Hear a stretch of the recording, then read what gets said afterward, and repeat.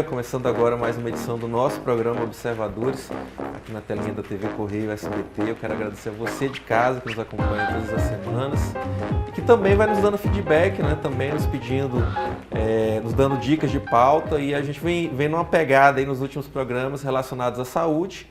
É também o tema de hoje, e hoje a gente trouxe aqui essas duas enfermeiras, a Tasmânia Cristina e a Norberta Pinheiro, que são sócias. Elas largaram a vida de hospital e hoje estão fazendo um tipo de trabalho diferenciado aqui na cidade e que vem chamando a atenção, e é por isso que a gente convidou as duas para virem falar aqui um pouquinho sobre isso. Um trabalho mais especializado, né, e personalizado, né, de atendimento, principalmente que as pessoas precisam se recuperar de lesões, ferimentos, cirurgias. E é nessa área que elas atuam, tanto com atendimento na clínica delas, quanto também o atendimento domiciliar. Mas elas mesmas é que vão contar sobre isso. Eu começo dando um bom dia para a Tasmânia. Bom dia, Tasmânia. Bom dia, Patrick. É um prazer estar aqui e falar de algo que a gente faz sozinho. Sim. Com muito prazer, que não é só o trabalho, né? A gente brinca que é um propósito de vida mesmo. Sim. Mudar a vida de pessoas, né? Mudar aquela realidade de lesão que não é legal. E é um prazer estar aqui para poder falar um pouquinho mais sobre isso. Que bom. Norberta, bom dia. Bom dia, a gente agradece o convite, é um prazer estar aqui falando um pouco do nosso mundo, né? Como você mesmo falou, poucas pessoas às vezes conhecem, às vezes as pessoas dizem, vocês não divulgam, a gente divulga bem, mas sempre tem alguém que não conhece, e é bom na TV, né? As pessoas verem o nosso trabalho. Sim. E verem que o mundo da enfermagem vai muito além do que as pessoas possam imaginar. Ótimo. Eu quero até reforçar o agradecimento a vocês, porque eu sei que a agenda de vocês é muito corrida. Vocês abriram esse espaço para estar aqui conosco, para falar com a audiência do programa Observadores, do SBT Marabá. E vou falar um pouquinho aqui sobre vocês, né? A Tasmânia, enfermeira estomaterapeuta, especialista em tratamento de lesões, habilitada para implementação de laser terapia, ozonioterapia, que a gente vai falar sobre isso também, né? E ambas são sócias na Cuidado Sublime, que é o nome da empresa de vocês, né? Nascida em Brasília, mas criada em Marabá, né? Há 9 anos, trabalhou 9 anos como enfermeira de UTI pediátrica no regional? No Hospital Regional. No Hospital Regional. E falando também sobre a Norberta, também estomaterapeuta. Isso. Especialista também em tratamento de lesões, habilitada para implementação de laser terapia, ozonioterapia. Cearense, né? Está em Marabá há 12 anos. Não sei se aqui está atualizado. 12 anos. 12 anos. Desde então, atuei em hospital, clínica, e por 6 anos conciliei isso ao empreendedorismo. Isso. Começamos como consultoras materno-infantis pela assessoria Mamãe Instituto. Tá aí. Parabéns, meninas, pelo... Obrigada. Elas mandaram aqui mais um extenso aqui, currículo das duas, né? Formação e tudo mais, várias pós-graduações ambas. E eu faço questão de citar isso aqui para demonstrar a vocês de casa que profissionais do gabarito da Tasmânia e da Norberta poderiam estar atuando em qualquer lugar do mundo, estão aqui em Marabá, né? À disposição do público marabaense, da nossa saúde. Eu sempre exalto muito isso, porque eu comemoro quando a gente tem, né, especialistas, grandes profissionais atuando aqui, mostrando que Marabá está crescendo cada vez mais. Sim. Como é que surgiu a ideia, Tasmânia, de vocês partirem para esse empreendedorismo individual, as duas? Então, inicialmente eu estava bem desestimulada da vida de enfermagem, não pela profissão em si, que eu sempre amei, né? Nunca tive vontade de fazer a medicina, que todo mundo sempre faz essa pergunta para a enfermagem. Eu fui para a enfermagem porque eu amei mesmo, a profissão é bem diferente em várias coisas e função, mas eu estava desestimulada, queria mudar de profissão, pensei em várias coisas. Quando eu já conhecia a Norberta, trabalhávamos juntos, Norberta já empreendia, faliu no primeiro empreendimento, depois ela vai falar sobre isso. E ela começou a falar, não, a gente vai empreender. Eu falava assim, mas em quê, né? O que a gente pode fazer? Porque 6 anos atrás, essa questão do empreendedorismo na enfermagem ainda era assim, longe, né? Já existia, mas não é como hoje. E aí ela começou a incentivar, vamos pensar. E o primeiro curso que a gente fez foi esse, né, do Instituto Mamãe, que foi em São Paulo. Na época não foi um curso barato, na época a gente teve que investir nisso. Tivemos que investir. Sempre. O curso na época foi uns R$3.500, eram 3 dias só. E a gente ainda tinha que pensar como a gente ia fazer para conseguir liberação do trabalho para ir, que na época a gente trabalhava no hospital. E aí era mais complicado. Então a gente... Tudo encaixadinho ali, né? Tudo encaixado. O hospital acaba não estimulando isso, infelizmente. Infelizmente. Às vezes Quando você fala leva... não estimulando isso, não estimulando Não que estimula... o seu profissional avance. né? Às vezes até mesmo para pós-graduação e para trazer conhecimento para dentro do hospital. O hospital, infelizmente, acaba não estimulando. A gente teve que levar falta no trabalho. Pois é, Pô. triste ouvir isso aí. Deveria ser o contrário. É verdade. E aí, quando a gente foi, a gente pensou na consultoria do sono, que na época estava assim, no auge. E só que chegou lá, não tinha, a gente fez o de cuidados maternos. E aí, dentro de cuidados maternos, falava de amamentação. A gente falou, opa, Marabá não tem consultoria de amamentação, é uma coisa que as mulheres têm dificuldade sim, isso é uma realidade mundial, né, até. Então, vamos tentar ir. Então, quando eu voltei desse curso, Norberta viajou, menos de um mês já apareceu a primeira cliente e eu fui atender super nervosa, pensando, meu Deus, será se realmente eu vou conseguir aquela coisa de não dependo de Sai da zona de conforto, né? Isso, não dependo de ninguém, a autonomia agora é minha como profissional. E agora eu que vou ditar o que tem que ser feito. Então, assim, era uma novidade para mim ainda. Então, foi o primeiro atendimento e aí a gente foi deslanchando nessa questão do empreender. E isso foi me dando mais gás para pensar, não, eu vou ficar aqui para investir mais em outras coisas e a gente conseguir um dia viver disso, que é o que a gente vive Então, essa hoje. coincidência de ambas terem as mesmas pós, as mesmas especializações, não é uma coincidência. Vocês combinaram de fazer juntas para poderem militar juntas. É isso, Norberto? Exatamente isso, né? Eu nunca estive feliz no ambiente de trabalho, né? Assim, eu adquiri uma síndrome que é chamada uma síndrome de Burnout. Para quem não conhece, é uma depressão relacionada ao ambiente de trabalho. É muito sério. É uma síndrome relacionada a profissões altamente estressantes, né? Que são policiais, o índice maior, médicos, enfermeiros, né? Bombeiros também, eles são acometidos. E foi, coincidentemente ou não, foi o meu tema de TCC, de defesa de monografia. E eu nunca imaginei viver isso na profissão. Então, eu tinha ataque cardíaco, ataque do pânico quando eu entrava em ambiente hospitalar, e aquilo ali foi um divisor de águas na minha vida. Eu acho que há males que vêm para o bem, né? Te mostrou que você tinha que tomar uma atitude. Exatamente. E aí eu passava muito mal. E aí eu vi o meu marido, que ele é educador físico, ele me dizia uma frase, ele sempre foi o nosso estimulador, né, de tudo, foi uma das... Dele aí. Murilo, agradeço muito. Murilo Barroso, né, muito conhecido aqui em Marabá como personal. Tua esposa do Murilo. Sim, sou esposa do Murilo, sou esposa do Murilo. Abraço, Murilo. Eu falei, eu estimulei sem nem saber que era. Exatamente, Murilo, do Murilo, o nosso maior incentivador sempre foi. E sempre foi, assim, a pessoa que nunca... Sempre riram de mim, da Thais, né? Porque, primeiro, eu falo que as pessoas riem quando são projetos novos, né? Depois, as pessoas te dão um tapinha nas costas, muito bem, sempre acredita em você e nunca foi isso. E a gente está na fase da cópia. E eu gosto. A Thais, ela é mais assim com cópia, mas eu gosto. Porque se estão te copiando, é porque você está dando certo. Ninguém copia, né? Quantos anos vocês já estão nessa de... Vai fazer 7. Fazer 7 anos, Mas primeiro a gente passou pela Quase a fase de plantio, né? Então, como a Thais falou, eu já tive uma outra empresa com outro enfermeiro em 2014, só que a empresa faliu. Mas a empresa faliu não por má administração, porque acabou tendo uma fonte só de renda. Eu era uma prestadora de serviço. É como se fosse uma prestadora de serviço para a Vale, né? Para outra empresa grande, né? Então, como essa que eu prestava serviço faliu, eu acabei não tendo. Era um serviço de emergência. E aí eu e esse outro enfermeiro, mas sempre fomos muito regrados e aí acabamos fechando a empresa. Mas eu fiquei com aquilo latente na minha cabeça, não estava satisfeito no ambiente de trabalho. E ela queria ir para o ramo do direito. Eu falei, que direito que nada, menina, eu vou me prender.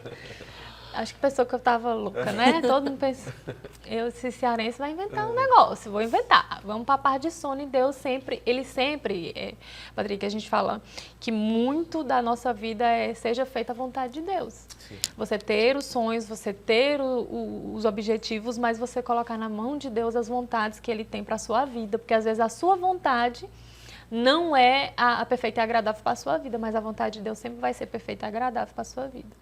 E hoje eu entendo porque é que eu tive que passar por todos os processos, pelo burnout, pela saída dos hospitais, né, que foram às vezes até conturbadas, né, para poder estar e passar pelos setores que nós passamos. A Thais pela psiquiatria, eu pelo centro cirúrgico em formas distintas, eu por uma clínica de nutrologia e longevidade, para entender de exames que hoje é um curso que a gente oferta para os profissionais de saúde.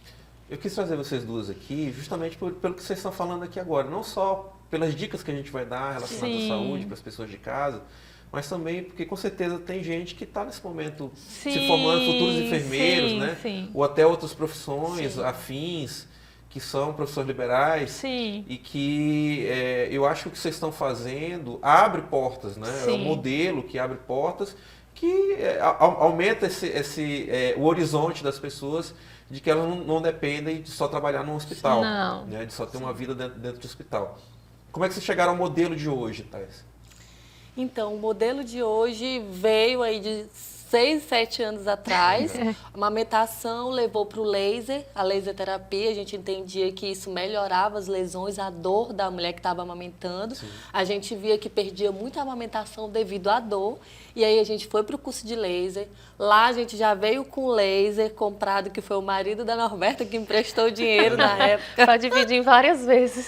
Exatamente, mas graças a Deus, tudo que a gente fez sempre foi com muita qualidade, com pensamento, né? Vai dar certo. E a gente conseguiu pagar, acho que com 2 meses, não foi? 2, 3 meses. A gente acredito que num primeiro momento, domiciliar. Sim, domiciliar. A gente só atendia no domicílio. Maletinha debaixo do braço. Eu estou dizendo isso, gente, porque hoje a gente chega lá no ambiente de trabalho delas, na clínica, é bacana, um ambiente muito legal, e que talvez alguém que chegue lá se engane que, né, as coisas foram fáceis. Né? Não foi. Até chegar nesse padrão. Né? Sim, muito. E o domicílio, a gente começou pelo domicílio desde a amamentação, ficamos aí no domicílio pelo menos 5 anos, foi quando a clientela começou a aumentar. As lesões começaram a aparecer por causa do laser. Eu falo que uma coisa foi meio que encaminhando a outra. Eu falei, opa, o laser realmente ajuda em lesões, então vamos pensar mais sobre a questão das lesões em si. E aí a gente começou a agregar serviços, né? Então a gente tratava lesões, atendia a amamentação, a gente fazia aplicação de medicações, porque às vezes, Patrick, as pessoas acham que aplicar medicações é uma coisa muito simples e a gente sempre explica isso para o nosso paciente. O profissional que está aplicando a sua medicação, ela sabe o que a medicação faz? Ela sabe os efeitos colaterais que aquela medicação pode te trazer naquele momento, né? Porque quando a gente vai aplicar uma medicação que a gente sabe que dá tontura, que a gente sabe que dá uma taquicardia, a gente já avisa, olha, essa medicação pode te dar isso, pode te dar isso. Isso é normal. Então, assim, a gente percebe que a falta de como é que eu posso dizer? Profissionalismo em si. Isso. Existe muito ainda. E que aquele profissional vai ficar lá aguardando ser feita toda a medicação. Ou ela vai só colocar o soro e ir embora. Isso. Fez bem vocês tocarem nesse ponto. Um dos motivos do convite para vocês duas aqui hoje é o fato de que vocês dividem muito na internet, nas redes sociais, vocês fazem lives, né? Nas quais vocês dividem coisas do dia a dia. E eu acho uma pegada legal, né? Vocês contam, olha, essa semana aconteceu isso e isso, logicamente sem expor os pacientes de vocês, mas citando os casos. E eu acho muito importante o que vocês fazem. E eu percebo, eu já vi vários vídeos de vocês, embora eu não consiga participar da live no dia, mas depois eu vou lá e recorro. Vocês usam muito o termo confiança, e eu entendo que é isso, né? Eu entendo que, na verdade, o serviço que vocês vendem não é um serviço só de enfermagem, porque isso as pessoas poderiam encontrar em qualquer lugar. Mas eu entendo que as pessoas recorrem à confiança. E eu digo isso porque o meu pai também foi paciente de vocês, né? Vou até, contar um pouquinho aqui, né? Meu pai teve um ferimento numa festa, numa brincadeira em casa, né? Entre família. Ele levou um escorregão numa área de piscina, né? Aquela questão de que o pessoal vende o piso da área da piscina e não põe um piso que seja realmente adequado, que não seja... Então ele escorregou e teve um ferimento na perna e ele tentou, como a maioria das pessoas tenta, né? Curar em casa por conta própria da forma errada. A ferida, né, nunca cicatrizava e acabou a gente recorrendo ao trabalho das meninas E foi a partir disso que ele conseguiu realmente curar esse ferimento que demorou meses, justamente pela forma como ele tinha levado. Então, assim, eu percebo que a coisa que mais impulsionou ele a continuar com o trabalho com vocês foi a confiança, o nível de confiança que ele adquiriu em vocês desde o primeiro momento. Sim, a gente percebe isso em todos os pacientes, porque nós tratamos pacientes idosos na maioria das vezes. E os A idosos... recuperação é mais complicada para idosos? Mais demorada? Por causa da idade, dos hábitos, né? Da teimosia. Você conseguir mudar o hábito de um idoso, ele tem que confiar em você, porque senão ele não vai fazer. Você tem que ter argumentos muito fortes. Plausível. E você tem que provar para ele que o que você falou realmente é.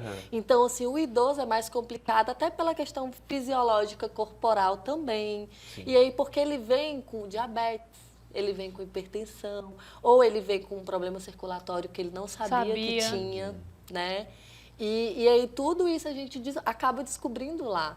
Porque, igual eu falo, às vezes, você fala que a gente compartilha, eu compartilho porque eu ainda fico muito indignada com algumas coisas que eu escuto dos pacientes pelo século que nós estamos. Não era mais para acontecer. Então, assim, eu escuto muito, nossa, nunca ninguém me falou isso, nossa, nunca ninguém me disse isso. Então, eu falo que a culpa é de nós, profissionais, que nós precisamos orientar mais.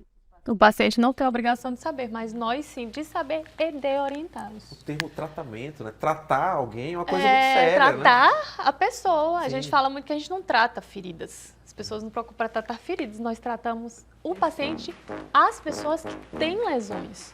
É muito mais complexo. Trocar um curativo, se eu ensinar você, o cameraman que nunca teve uma habilidade, é técnico.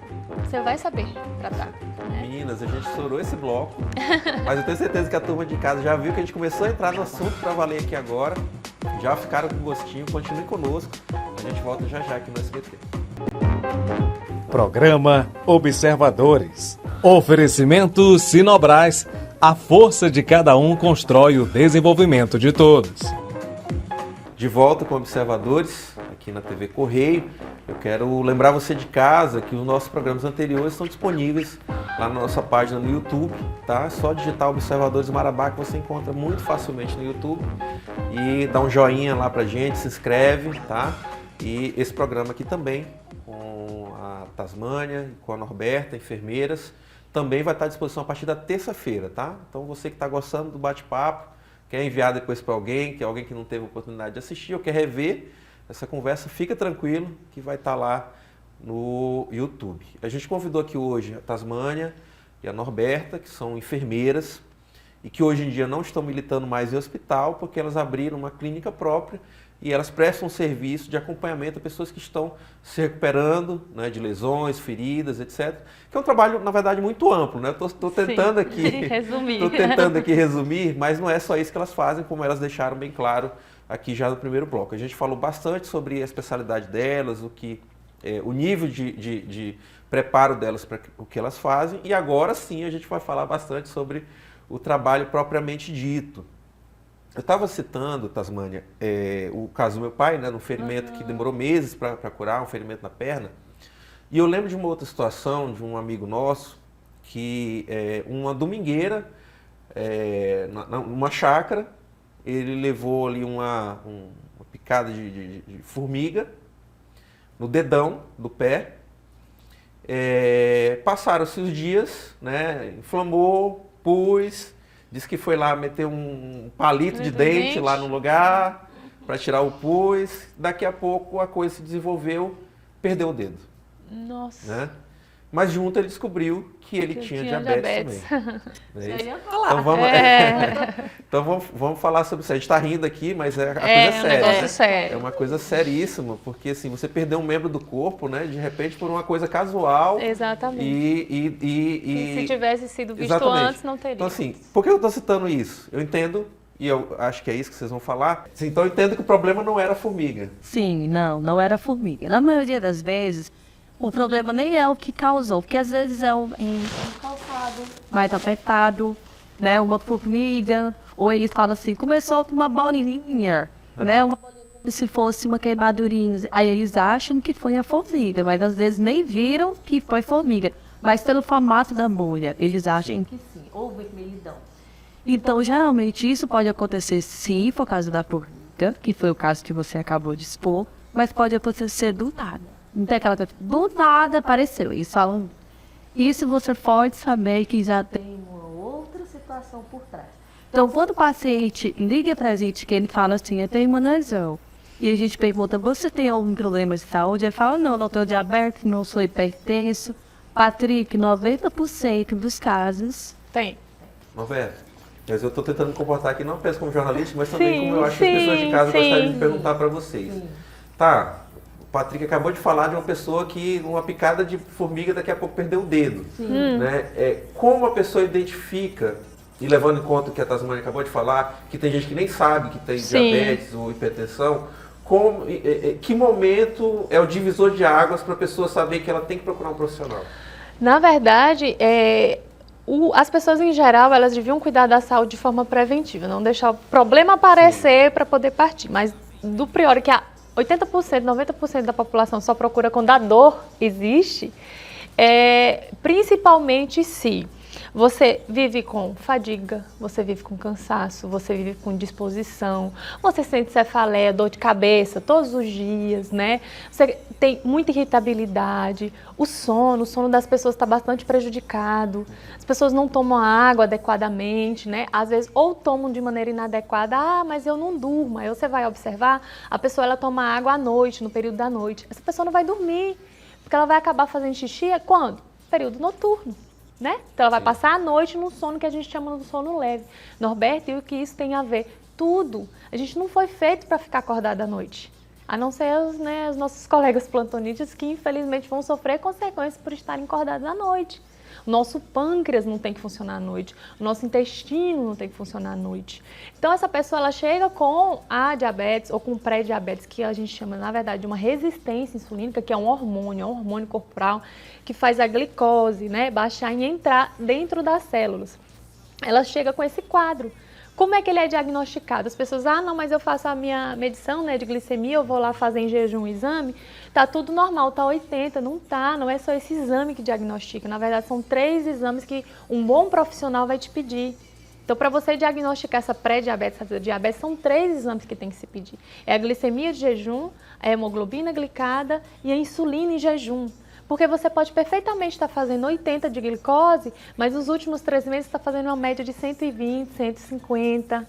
Já está com uma insulina, o laboratório, por exemplo, só diagnostica com diabetes a partir de 23 de insulina, quando ela, a partir de 6 ou 8, já é uma janela para você abrir o olho. Por quê? Principalmente a pessoa que tem um pai diabético, um avô que teve diabetes, e quando você vai perguntar 80, 90% da população, ele tem um histórico familiar. Então, eu vejo muitas pessoas, por exemplo, quando elas têm um histórico de câncer na família, elas se preocupam em fazer os exames, não é? E por que não do diabetes? E por que não da hipertensão?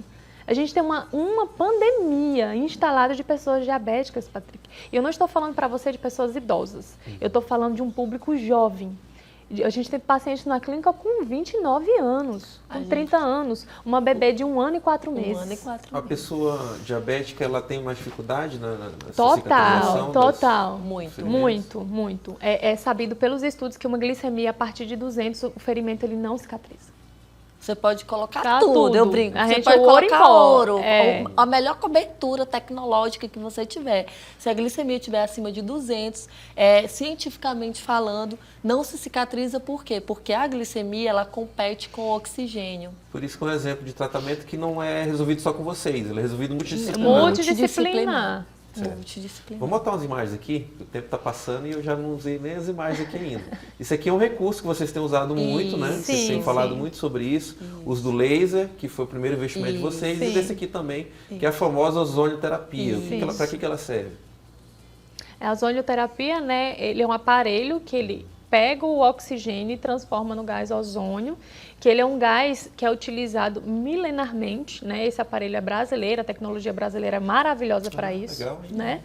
Então ele é fabricado no sul do Brasil, é um aparelho de alto custo, né? Uma terapia nova que a gente trouxe para poder tratar, principalmente topicamente, as lesões e tem outras formas de ser utilizado, não só para a questão de lesões. Por exemplo, quem sofre muito de dor de ouvido, você está com aquela gripe, tem um esteto, igual o médico usa, que é próprio para o ozônio, que você faz com a seringa, e o gás, a gente dá as orientações, só pode ser feito a partir de uma certa idade, crianças têm outras formas da gente fazer, e que a gente trata muito, crises de garganta, dores de ouvido, as famosas síndrome mão-pé-boca, que as crianças acometem muito, né? A criança fica sem comer, então a gente trata tudo isso através da ozonioterapia. E são poucas, às vezes, bem crianças... extenso, né? A gente consegue melhorar a questão também de alguns pacientes com doenças autoimunes, né? Isso. Psoríase, tireoidite, de Hashimoto, dermatites no geral. Ele, na verdade, é um gás que nós produzimos no nosso corpo. Só que nós produzimos uma quantidade pequena e quando a gente não se alimenta bem, é mais sedentário, que a gente acaba tendo muita produção de radical livre, ele meio que não consegue fazer esse serviço de antioxidante que ele faz. Então, o ozônio, o gás ozônio, ele pode trazer vários benefícios. Só que o que eu percebo, não só na nossa região, eu falo a nível de Brasil, os profissionais às vezes utilizam de forma muito errada. Eu não sei se por falta de conhecimento, ou falta de um curso bom que realmente dê uma base boa de estudo mesmo. Então, a gente vê que as pessoas utilizam errado, as pessoas criam traumas. Quantos pacientes chegam com trauma de ozônio no nosso consultório? Que sente muita dor. Aí a gente tem que o quê? Convencer o paciente, falar como funciona, como faz, para que serve, para ele deixar, quem sabe, a gente usar a terapia e aí depois disso ele cria o elo de confiança. Acaba criando mais uma situação para vocês que é restabelecer É essa o que a confiança. gente fala, é sempre Exatamente. parcimônia, nem tudo que é bom para todo mundo. Isso. O que eu vou utilizar em mim não é o que eu vou utilizar no Patrick, não é o que eu vou utilizar na Tasmânia. Você é uma pessoa individual. É individualizado, é o famoso. O tratamento que dá certo para o seu vizinho não dá certo para você. Ótimo, muito bem colocado. Vamos ver mais uma imagem aqui. Aqui já é um atendimento de ferimento, não é isso? Isso. E ali está o aparelho de laser, do lado. Tá, também utilizado também no tratamento. Vamos passar mais uma aqui, por favor, Denis. E aqui um atendimento domiciliar, né? Que vocês ainda fazem hoje. Sim. Fazemos, sim. Eu vi um dia desses citando paciente obeso. Tem gente que às vezes tem problema de mobilidade. Sim, São geralmente os que vocês visitam, né? Sim. Isso, hoje a gente só faz atendimento desses pacientes que são acamados. Inclusive esse paciente ele estava com uma fratura de fêmur, né? Ele ficava mais sentado ou deitado. Ele até chegou aí no nosso consultório, mas depois ele ficou com uma questão da mobilidade mais complicada. Então a gente foi no domicílio. Vocês trabalham com pacientes também pós-AVC? Sim. Sim. Sim. Também geralmente tem essa complicação de mobilidade, Sim. né? Sim, O Alzheimer. ozônio ajuda bastante. Né? Aí. Vamos passar mais uma, por favor? Já foram todas. Ah, tá. Isso aqui era para ter sido a primeira que a gente ia colocar, né? Que a gente também aqui. Eu quis usar essa imagem que você mandou, Tasmânia, para demonstrar que não é só chegar lá, né? Primeiramente vocês montam um perfil do paciente, né? Sim. Então primeiro ele vai contar a vida dele para vocês. Sim. Que é esse primeiro atendimento aí. E esse primeiro atendimento é essencial para o processo. Por quê? Porque nesse primeiro atendimento eu levo em torno de 1 hora e meia. Eu quero saber da vida dele, o que aconteceu, porque ele não chegou com aquela ferida grande para mim e ela não aconteceu ontem. Ela já vem acontecendo há vários tempos e ele tem que me falar o que veio acontecendo. Então ele vai me dizer da vida dele, ele vai me dizer que ele não é hipertenso, que ele não é diabético. A gente faz a medição da pressão, a gente faz a glicemia naquele momento, pede alguns exames, conversa com o acompanhante, porque geralmente o idoso ele vem com acompanhante e mesmo o jovem também vem com acompanhante. E naquele momento, Patrick, é o momento dele entender a parte dele do processo. Por quê? A minha é 20%, a dele é 80%. Por quê? Porque eu vou precisar... Mas é assim mesmo? A tabela Sabe por quê? Eu vou te falar por O quê. equilíbrio das coisas. Eu vou te falar por quê. Aí tu vai me dizer se tu concorda ou não. Não molhar o curativo vai ser com ele. Né? Fazer a segunda troca que a gente ensina lá, como que ele vai fazer, caso tenha muita secreção, saia muita secreção, é ele que vai fazer. Comer melhor, né, de forma correta, é ele que vai fazer. Procurar o vascular, se tiver necessidade, se eu avaliar que tem necessidade, é ele que vai fazer. Se tiver necessidade da questão nutricional, porque na maioria das vezes tem, mas infelizmente os pacientes chegam pra gente assim, já rodou o mundo todo, não deu certo, aí a gente... O último, aí ele já gastou, aí ele já teve várias coisas, então a gente fica aquele tentando... já se complicou. Isso. Foi o que aconteceu no caso do meu pai. Chega muito contaminado, você vai levar um tempo grande para fazer a descontaminação. Exatamente. Então, ele tem que entender que se ele não me ajudar com a questão alimentar, com não molhar o curativo, com não ficar andando muito se for pacientes com alterações circulatórias, não beber álcool. Álcool, ele atrasa o processo em 2, 3 semanas ou mais. Né? Mas aí agora vocês pegaram pesado. E como é que você vai convencer o cidadão que sempre toma aquela cervejinha? E o pior que no final de convencemos. semana? Eu brinco que é mexer no bolso, você convence. Eu brincava com o meu paciente, eu falava assim, olha, cada vez que você vem, durante a semana, vamos dizer que deu R$400. Eu brincava com ele. Bebeu no final de semana, você perdeu os R$400. Ele... Mentira. Não, aí não pode, né? Aí a gente convencia. Aí pronto, é 2 toques que ele abandona. Uma boa analogia. Meninos, já foi mais um bloco. A gente está recebendo... Você que ligou a TV agora, com certeza está gostando desse bate-papo. A gente está recebendo aqui a Tasmânia e também a Norberta, as enfermeiras que largaram a vida de hospital para prestar um serviço que é muito, eu reputo como muito importante, que é um serviço mais especializado e personalizado, né? Elas são sócias numa empresa, numa clínica, na qual elas atendem pessoas que precisam, né, de um atendimento personalizado de enfermagem, tanto para recuperação de pós-cirurgia, que a gente nem falou ainda, vamos falar ainda sobre isso, ferimentos, lesões, e é o trabalho que elas prestam hoje em dia, que é um trabalho amplo, né? Não é apenas isso. A gente vai para um rápido intervalo, eu peço que você continue conosco aqui no SBT. Programa Observadores. Oferecimento Sinobras. A força de cada um constrói o desenvolvimento de todos. De volta com o programa Observadores, aqui no SBT. Hoje a gente está recebendo aqui a Tasmânia Cristina e a Norberta Pinheiro, enfermeiras, especialistas, pós-graduadas com várias especialidades e que largaram a vida de hospital para trabalhar de forma personalizada. Elas são sócias numa clínica na qual elas prestam serviço de acompanhamento pós-operatório, lesões, ferimentos, e é o que a gente está conversando aqui desde o início do programa. Meninas, um dos motivos do convite para vocês aqui hoje foi estimulado pelos vídeos que vocês fazem, as lives, nas quais vocês contam sempre ali, né, a partir da experiência prática. Vocês dão exemplos e dicas para as pessoas de casa. Ó, quem quiser seguir elas, vou até deixar aqui na telinha para vocês seguirem o trabalho delas. E elas sempre dão dicas lá muito úteis, muito importantes, com base nos atendimentos do dia a dia. A gente vai colocar um vídeo aqui, 1 minutinho, para vocês entenderem como é que é. A ferida tá melhor? Tá, mas a gente foi descobrir com a esposa que ele tá sem querer comer fruta e verdura. E se estagnar? Porque ainda não está. Ainda não está. Ainda está evoluindo bem até, sabe?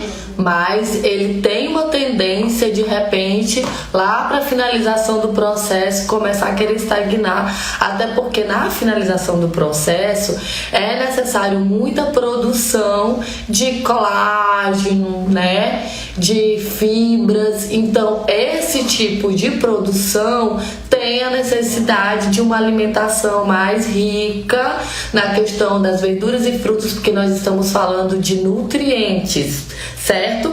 E o que foi que a gente conversou aqui outro dia? Sobre suplementação, não foi? Por que a gente conversou sobre suplementação? E aí veio muito aquela questão, mas a gente pode, mas a gente, né, pode fazer as orientações, porque, gente, em algum momento pode ser que ela estagne, pode ser que o seu paciente pare de comer, pode ser que ele não coma adequadamente porque tá vendo que a lesão tá melhorando. Eles têm muito isso. Na verdade, você já parte do princípio, se o paciente começa adequadamente, ele não estaria com lesão. Sim. Para começar, eu gostei da série de puxões de orelha. E da esposa fofoqueira, né? Entre aspas. Mas sempre, eles são as melhores. Porque o teimoso, os filhos ele nunca se assume, né? Então você realmente não, depende da turma de casa para dizer como é que tá sendo sempre a gente atendendo ou o filho ou a esposa por trás. contando ali que realmente não está seguindo ipsis literis. E a outra é o que você tinha falado antes, Tasmânia, da questão que nunca é só vocês, né? Sim. Ou seja, você fala ali de suplementação, Sim. fala da questão Sim. da alimentação novamente. Sim. E eu queria que vocês falassem sobre a estagnação. O que é a estagnação que vocês falam? Então, a estagnação é quando a lesão para de melhorar. Certo? Ela está vindo melhorando, a gente está vendo ela diminuir, se ela é profunda, crescer o tecido de dentro para fora, a gente está vendo uma evolução. De repente ela para. Você não vê de uma troca para outra de curativo que teve melhora. Aconteceu no caso do meu pai. No Aconteceu. ferimento dele na perna, não é isso? Ele, nas primeiras semanas, ele percebeu que melhorou muito. E ali no era uma final lesão ele pequena. começou a ficar agoniado porque não Pequena, era uma percebia lesão pequena. Sim. na velocidade que ele imaginava, Sim, né? Mas tanto- óbvio que continuava melhorando. Tanto que ele foi um paciente que nós solicitamos que ele procurasse um vascular, porque a gente desconfiava que ele tinha uma certa insuficiência venosa. Por todas as questões trazidas de relatos dele, com relação às pernas, com relação anteriores.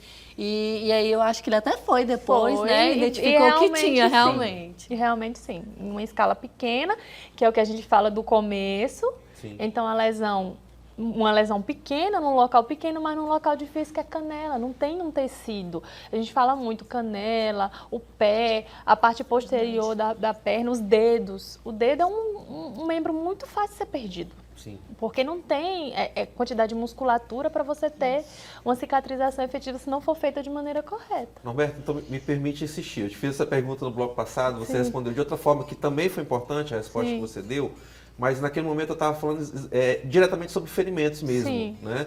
Em que momento a pessoa deve entender que aquele ferimento já passou do simples curativo e deve procurar um especialista? Olha, na verdade, eu aconselharia principalmente na parte de idosos.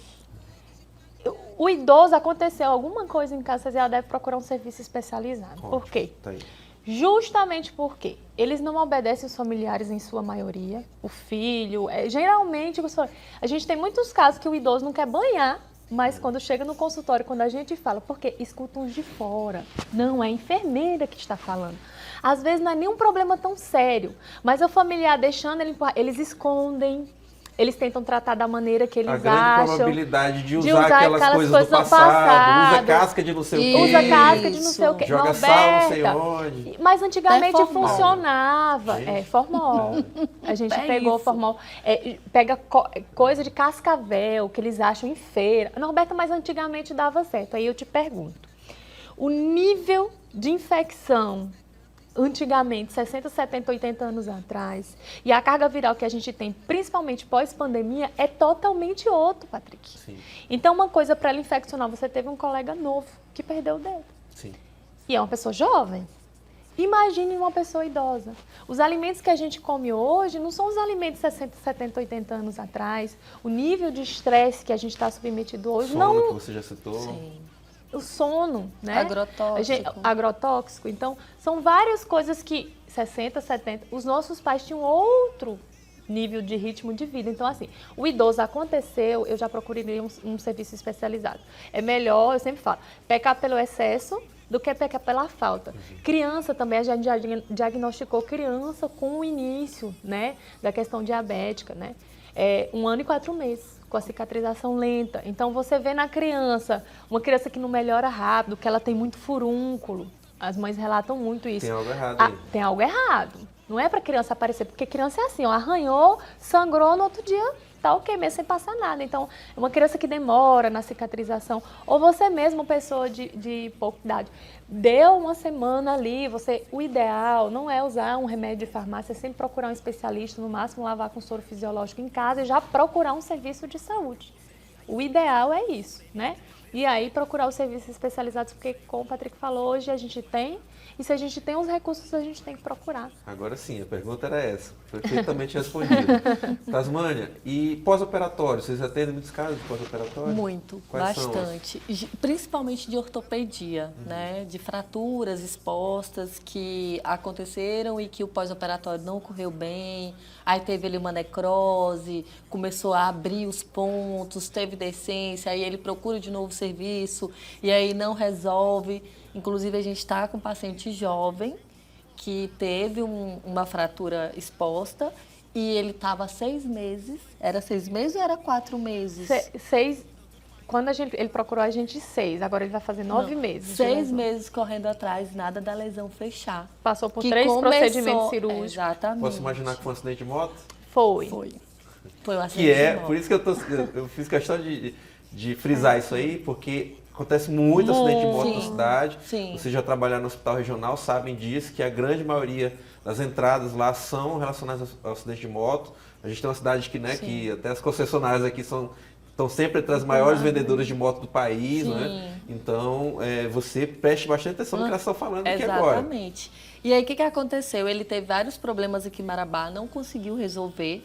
Foi para Belém tentar resolver esse problema que já era uma lesão. Nem era mais a questão da fratura em si. Só que estava afetando, porque ele usou pino, foi colocado pino. Chegou em Belém, o médico abriu. Eu sei que foi reaberto umas 3 vezes, fechado novamente abria lesões. Olha que traumático para essa pessoa, né? Exato. Aí quando ele chegou pra gente, por isso eu tô te falando, a gente já pega nessa Né? situação. 6 meses depois, que ele já Paciente tentou de traumatizado. tudo, traumatizado, sem saber pra onde ir, ele resolveu ir com a gente. Quando chegou lá, ele Indicado chegou... por outra pessoa? Foi. Indicado. Indicado por outra pessoa. Quando ele chegou com uma terapia que a gente não concorda muito, porque a gente acha que ela não resolve. O que é?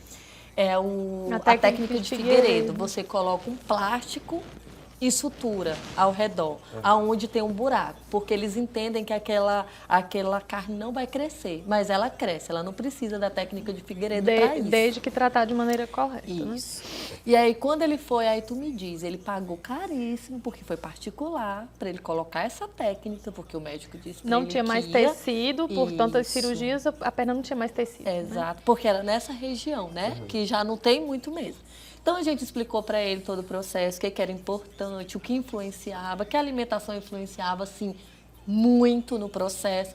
Que eu entendia que ele era jovem, ele falou para mim que comia bem e tudo, e a gente começou o tratamento. E eu falei para ele, como sempre falo para todos, 80% seu, 20% meu. E a gente foi, evoluiu bem, as lesões que ele veio a gente conseguiu fechar todas. O que aconteceu? Quando estava fechando a última, abriu 2 pontos. Tipo 2 túneis, 2 furúnculos. 2 túneis. Que a gente introduzia mais ou menos isso aqui de pinça para dentro. Aí eu falava para ele, isso aqui me mostra contaminação. Por quê? Foi muito aberto, fechado, aberto, fechado, aberto, fechado. Uma coisa que acontece muito, que a gente pega muito. Abriu, Patrick, se uma cirurgia abriu, ouçam, se uma cirurgia abriu, não adianta ir lá e fechar de novo. Ela já é uma lesão. E ela tem que ser tratada com lesão. Ela vai vir, o tecidozinho vai vir e vai Pensa fechar. que não cresce, mas cresce. Se você suturar, vai lá e suturar novamente, Você quer fechar? eu pego a contaminação e jogo para Pra dentro. dentro. Aí eu infiltro mais para dentro da pessoa ainda. E isso aí gera uma complicação assim gigante. E isso a gente vê muito em cirurgia plástica, Gente. em pós-operatório. Mas é muito. E a gente tem bastante casos lá também de cirurgia plástica. Por causa dessa ressutura novamente. E aí esse paciente estagnou. A gente não falou de estagnar aqui, que a ferida parou. A ferida parou de melhorar, criou esses túneis aí, esses túneis não melhoravam a profundidade. E ele falou para mim que comia bem. E eu falei, não, tem alguma coisa errada. Pedi exames, vamos lá. Vou investigar, porque você falou isso para mim, mas eu não estou achando mais. Quando os exames dele chegou, péssimos, péssimos. Eu falei, você não está comendo bem, você não está bebendo água, você está com contaminação com parasita. Então, vamos lá, vamos desparasitar, vamos fazer modulação intestinal, vamos suplementar. E você vai para o nutricionista. E você vai para o nutricionista, porque vai- agora é uma ordem. Ou a gente não trata. A gente tá assim, né? Ou o paciente segue, a gente tem 2 níveis lá. Ou o paciente segue ou ele abandona o tratamento. Aí, sabe o que aconteceu? 15 dias fechou o primeiro túnel. Depois De de... uma coisa que já vinha mesmo. Já Tá andando essa pessoa 3 hoje? meses. Tá. Tá. Tá. E tá para receber alta da segunda segundo. agora, depois de 1 mês na nutricionista. Se ele tivesse escutado lá atrás que a alimentação, e entendido que a alimentação influenciada e absorvido isso, ele não estaria 3 meses no tratamento, ele teria passado 1 E mês. gastando mais, né? E os Gastam mais. mitos? Não posso comer ovo. não posso comer, não sei o que, né? Tem muito Sim. isso. Ah, eu posso isso, eu não posso aquilo. Ovo! Gente, ovo é fonte de proteína. É super importante para o processo. Frango também. Só que o que acontece? Se eu tenho um paciente que ele precisa melhorar a inflamação corporal, o exame diz que ele não está legal, aí sim eu vou precisar ter uma alimentação anti-inflamatória. Eu preciso que esse paciente vá no nutricionista. E é muito difícil fazer eles entenderem a importância desse profissional. Pra gente, ele é quase o número 1. Não é porque o vascular é o número 1. O vascular é o número 1, Mas o nutricionista é o número 2. Mas, Patrick, eu tive que ir atrás de conhecimento. Eu estudo, tem noção que eu estudo horrores sobre nutrição, porque eu preciso pelo menos orientar eles do que eles devem e do que eles não devem comer. Porque eles não sabem, querem ir. Sim. E eles não sabem, eles acham que bolacha, creme crack, que eu quero matar. Bolacha, creme crack. Ah, mas eu só como uma bolacha, creme crack. Só açúcar, trigo, Você é farináceo. diabético, né? Roberta, no nível de escala de situações que vocês mais atendem lá, qual que é o número 1? Por incrível que pareça, cirurgia plástica. Cirurgia plástica? É, as mulheres que estão aí para fazer, né, suas cirurgias, pesquisem bem tantos profissionais, a gente tem uma gama de profissionais muito bons aí no mercado, então profissionais responsáveis que se preocupem com pós-operatório, que deem assistência pós-operatória, né? Não é só saiu dali e vai ficou, seguir a vida, não. né? Vocês façam exames antes, procurem se suplementar, fazer, né, seus check-ups de uma pessoa que entenda, por exemplo, um endocrinologista, que entenda bem do que é realmente o exame de uma pessoa suplementada, não é simplesmente passou um hemograma, né? O nível de coagulação você vai fazer, porque aí você tem as consequências depois, né? É uma cirurgia muito complicada de se tratar, porque é uma cirurgia estética. Você faz pensando na melhora total, né? De você sair lá. São pontos que você nem pode deixar muito úmido, mas também não pode deixar muito seco. Então, o nível de deiscência, como a Thais falou, que é a abertura de pontos, é muito grande. E a questão psicológica. O paciente de ortopedia e o paciente de cirurgia geral, que a gente também tem, paciente que vai fazer esterectomia, que é ginecológica, a gente tem, mas esse paciente ele não vai com o objetivo de sair melhor do que ele entrou. Ele vai para não morrer. Concorda? Então, o ponto ficando feio ou bonito, para ele não interessa. Ele quer sair bem. A cirurgia plástica não, ela envolve toda uma gama psicológica. A mulher quer ficar melhor, né? Geralmente, às vezes, é uma pessoa que passou por um processo de emagrecimento, ela quer finalizar o processo, né? Ou um homem também existem homens que fazem, né? Então, assim, se você tem esse sonho de fazer, procure um especialista, que ele dê uma assistência pós bem feita. Outra coisa, guarde dinheiro para o pós-operatório. Gasta mais do que a própria cirurgia, muito contrário do que as mulheres pensam, né? Então você gasta com drenagens, com massagens e também com curativos especializados no pós. Então é uma gama grande de cirurgias plásticas e de idosos ou pacientes jovens com a questão da diabetes e da hipertensão associada.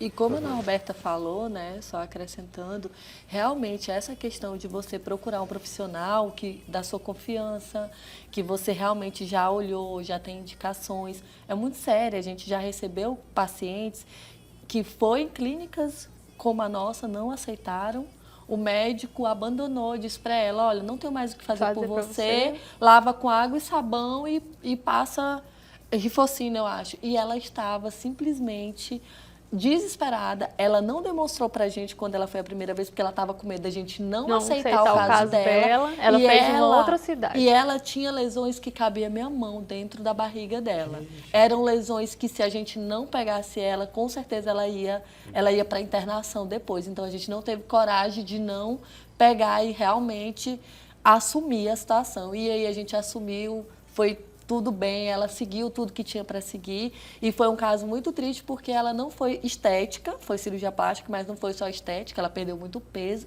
Sim. E precisava realmente retirar a quantidade de peso que estava afetando a bexiga dela. Então, assim, fora a questão emocional dela, que estava muito abalada. Então, assim, é muito séria essa questão das cirurgias, né? Seja elas no geral, seja cirurgia plástica ou outro tipo de cirurgia. É importante que você converse muito com o profissional que vai fazer o seu procedimento, né? Tem pacientes que fazem procedimentos com doenças autoimunes e o médico não sabe. Como, Patrick? São doenças que vai afetar diretamente o pós-operatório. Então, é muito importante que você procure um profissional bom, que você confie, que você tenha esse contato, essa comunicação. Que toda essa preocupação, né? Exatamente. Meninas, eu tinha ainda dezenas de perguntas para fazer para vocês, o nosso tempo estourou. Mas enfim, já vou deixar combinado aqui de trazer vocês aqui pelo menos uma vez por ano. Tá? Então daqui a pouquinho, quando o pessoal tiver esquecido, a gente repete o convite, trago vocês aqui para uma parte 2. Já firma esse pacto aqui, podemos firmar? Sim, pode. Que tem muita coisa ainda que ficou aqui que a gente poderia ter conversado. Parabenizá-las, né? Duas enfermeiras, Tasmânia Cristina, Norberta Pinheiro, que largaram a vida de enfermeira hospitalar para montar um negócio próprio, as duas, como sócias numa clínica, e que estão prestando um serviço que eu considero importantíssimo, como elas mesmas citaram aqui, né? Um trabalho personalizado de atendimento, tanto lesões, ferimentos, pós-operatórios, como elas estão contando, e uma série de outras situações que elas atendem e que até a Norberta falou que já está até sendo imitada essa iniciativa de vocês, né? Mas enfim, eu acho que tem mercado para todos. Sim, com certeza, sempre. Né? Com certeza. Eu acho que vocês até, pela demanda de vocês, até não deixam de atender alguém. Quem né? é beneficiado é a população. Sim, sempre. Verdade. Sempre. Então, e acho que também o exemplo de vocês, alguém que eventualmente está assistindo hoje, que está, né, é acadêmico de enfermagem, né, que está futuros profissionais, estão, através do exemplo de vocês, ampliando os horizontes. Tasmânia, obrigado pela tua participação. Eu que agradeço o convite. Foi maravilhoso poder compartilhar um pouquinho, né, do que é esse mundo realmente, do cuidado do paciente com lesões. E a gente vai voltar, né? Bom, Roberta, obrigado. A gente que agradece o convite e quantas vezes for convidada a gente volta aqui para falar. Com certeza. Parabéns a vocês, Obrigada. Sucesso no trabalho de vocês. Espero que vocês de casa tenham gostado. Um ótimo domingo a todos e até semana que vem aqui na TV Correio SBT.